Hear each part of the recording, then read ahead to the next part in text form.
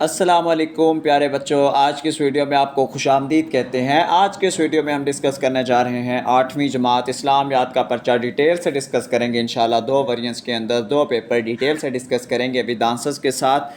تو پیارے بچوں پریشان نہ ہو کریں اور بیڈ کمنٹس نہ کیا کریں، خدا را آپ کی جو ایک کمنٹ ہوتا ہے ہمارے لیے حوصلہ افزائی ہوتی ہے، ٹھیک ہے؟ تو اچھے اچھے کمنٹس کیا کریں۔ ہم بڑھتے ہیں پیپر کی جانب۔ یہ آپ کے پیپر میں اس طرح کے ایم سی کیوز دیے جائیں گے، یہ سیم جس طرح کے ایم سی کیوز آپ کے سامنے نظر آ رہے ہیں اس طرح کے ایم سی کیوز دیے جائیں گے انشاءاللہ۔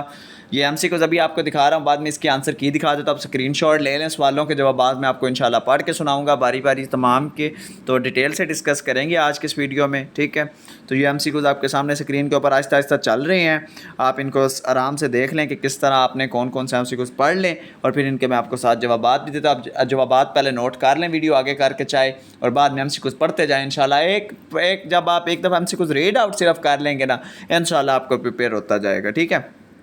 تو جی آپ کے پاس کوسچنز ہیں، کوسچنز کے ہم آنسر کی جانب بڑھتے ہیں بجائے کہ صرف کوسچن کیوں پڑھیں، ٹھیک ہے؟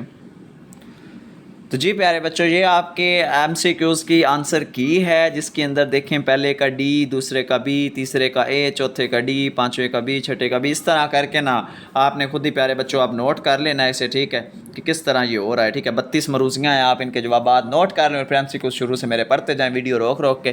انشاءاللہ آپ کے جو ایم سی کیوز ہیں وہ 100% گارنٹی سے کلیئر ہو جائیں گے۔ مزید میرا ورژن 2 آ رہا ہے، اس کو بھی دیکھ لیجئے گا۔ اب ہم پڑھتے ہیں اپنے سوال کے جوابات۔ زکوٰۃ سے کیا مراد ہے؟ زکوٰۃ کا لغوی معنی ہے پاک ہونا۔ اصطلاح میں انسان کے خام مال میں مقررہ شرح کے ساتھ معین صارف میں خرچ کرنا زکوٰۃ کہلاتا ہے۔ نصاب زکوٰۃ سے کیا مراد ہے؟ مال کی کم از کم مقدار جس پر زکوٰۃ واجب ہو سکتی ہے اسے نصاب زکوٰۃ کہتے ہیں۔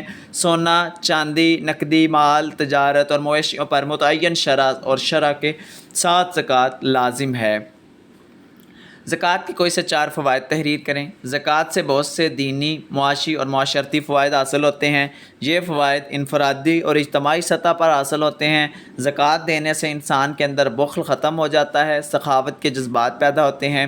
زکوٰۃ ادا کرنے سے معاشرے میں غربت کم ہوتی ہے۔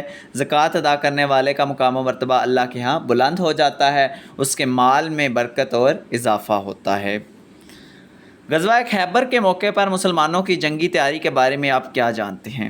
نبی کریم صلی اللہ علیہ وسلم خاتم النبیین نے خیبر کی طرف لشکر کشی کا ارادہ فرمایا اور یہود کی سازشوں اور ریشہ دوانیوں سے چھٹکارا پانے کے لیے 1400 کے قریب مجاہدین پر مشتمل ایک لشکر تیار کی۔ اس لشکر کو نبی کریم صلی اللہ علیہ وسلم نے خفیہ رکھا۔ غزوہ خیبر میں حضرت علی کی شجاعت کا کوئی واقعہ اپنے الفاظ میں لکھیے۔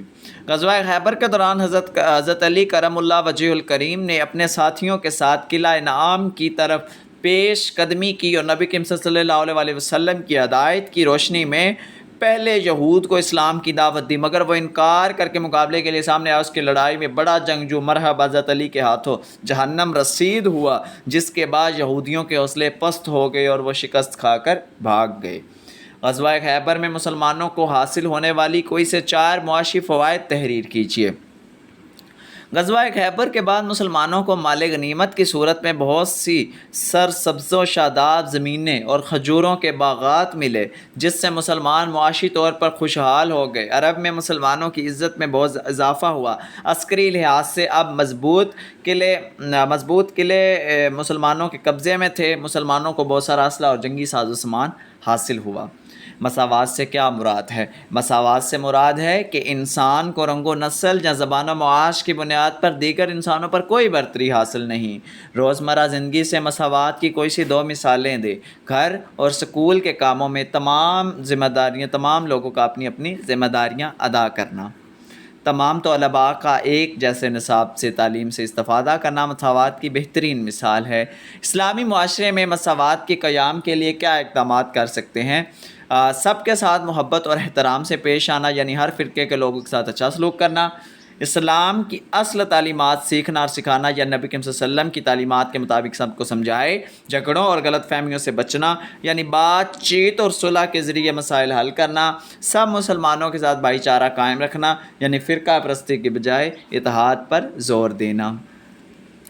سچے اور ایماندار تاجر کی عظمت کے بارے میں کوئی ایک حدیث مبارک لکھیں۔ حضرت محمد صلی اللہ علیہ وسلم کا ارشاد ہے کہ سچا اور امانت دار تاجر قیامت کے دن انبیاء، شہداء اور صدیقین کے ساتھ ہوگا۔ اسلامی تعلیمات کے مطابق تجارت کے آداب لکھیے۔ اسلامی تعلیمات کے مطابق تجارت کے آداب درج ذیل ہیں۔ تجارت حلال اشیاء کی ہونی چاہیے، جھوٹ نہیں بولنا چاہیے، دھوکہ نہیں دینا چاہیے، قبضے سے پہلے تجارت منع ہے، زائد المیعاد چیزوں کی تجارت منع ہے، بد کلامی اور جھگڑا منع ہے، خوش اسلوبی اور نرم مزاجی ضروری ہے۔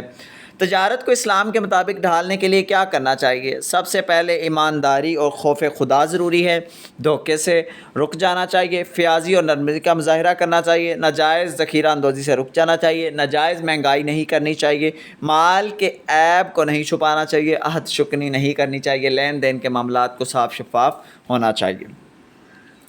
کوئی سے 3 امہات کے نام تحریر کیجیے۔ حضرت جویریہ رضی اللہ تعالیٰ عنہ، حضرت صفیہ رضی اللہ تعالیٰ عنہ، حضرت ام حبیبہ رضی اللہ تعالیٰ عنہ۔